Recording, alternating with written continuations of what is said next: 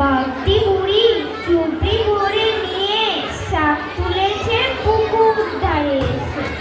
আধার হলো মাদার গাছের তলা, কালি হয়ে এলো দিঘির জল। হাটের থেকে সবাই এলো ফিরে, মাঠের থেকে এলো চাষির দল। মনে কর না উঠলো সাঝের তারা, মনে কর না সন্ধে হলো যেন রাতের বেলা।